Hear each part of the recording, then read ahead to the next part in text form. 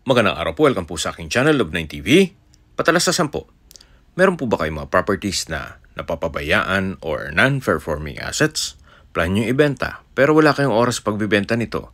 Kung ito'y pagkakatiwala nyo po sa amin, tag lang po kayo sa aking numero, usap po tayo, gawan ko po ng video for free. Yes, libre po, wala po kayong babayaran. Tutulungan pa namin kayong mabenta ang inyong property. Kami na po bahala sa marketing, sa boosting or paid ads. Even sa tripping, hindi na po kayo mapapagod sa pag-entertain ng mga buyers. Kami na po bahala sa lahat. Tawag lang po kayo. Nandito po tayo ngayon sa Dasmariñas, Cavite kung saan meron po tayong bagong video presentation, isang residential property na may lot area na 76 square meters at may floor area na 66 square meters. Ang available unit po ay itong color white. Ito pong color brown ay sold na po yan. Bali duplex po ito. Napakalaki po nitong open space para sa inyong garahe. At pwede po kayong mag-extend ng covered car garage at sa taas naman pwedeng gawa ng kwarto. So depende po sa inyo kung anong magiging project nyo dito sa property nito.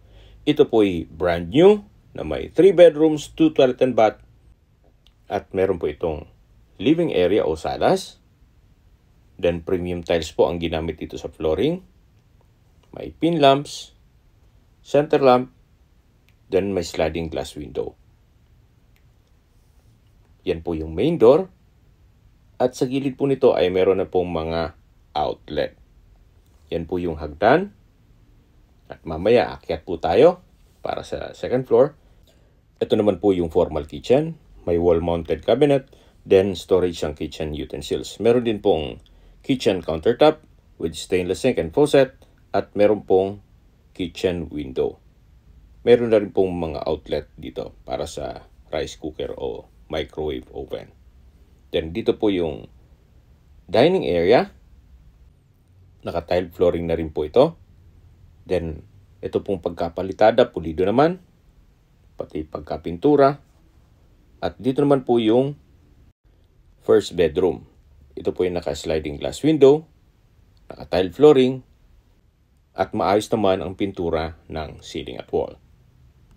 Ito pong bahay na to ay nakadesign para sa mga small family o nagsisimula pa lang magpamilya.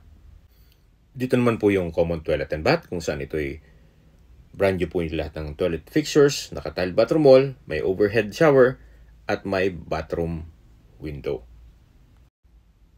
At dito naman po ay may access door na papunta naman dito sa setback.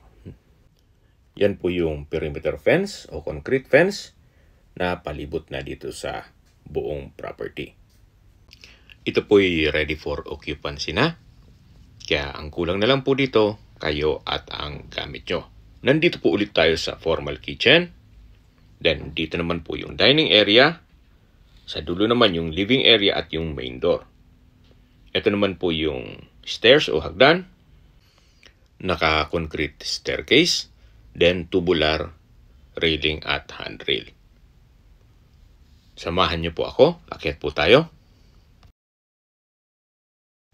Dito naman po sa taas, meron pong 2 kwarto at isang toilet and bath. Ito po yung pangalawang kwarto na kung saan sakto lang ang espasyo nito. Hindi naman siya ganun kaliit at hindi naman ganun kalaki. Meron din po itong 2 sliding glass window. Maaliwalas po siya gawa ng high ceiling. At maayos naman po ang pintura ng ceiling at wall. Naka-tile flooring na rin po ito. So ito po yung second bedroom. Dito po sa likod ng bahay ay meron pa pong setback na pwede po kayong maglagay ng service area o dirty kitchen. Tunghayan niyo po muna bago tayo lumabas para ma-check yung ibang parte nitong bahay. Paglabas po natin, yan po yung toilet and bath. At check mo muna natin itong third bedroom. High ceiling din po siya. Then malaki ang espasyo, naka-tile flooring, meron pong glass walls and sliding door. At may access pa dito sa balkonahe o terrace. na kung saan po matatanaw nyo naman ang inyong magiging kapitbahay. Na napakatahimik po ng lugar, sariwang hangin, at sa klima po, banayad lang, hindi naman siya ganun kainit at hindi naman ganun kalamig. Nasa loob po ito ng isang guarded subdivision na meron pong 24-hour security at kumpleto din po ang amenities gaya ng clubhouse, swimming pool, parks and playgrounds at marami pa pong iba. Ang kagandahan pa po dito, ito po'y accessible sa lahat. Gawa ng napakalapit po nito sa public market. Walking distance lang po.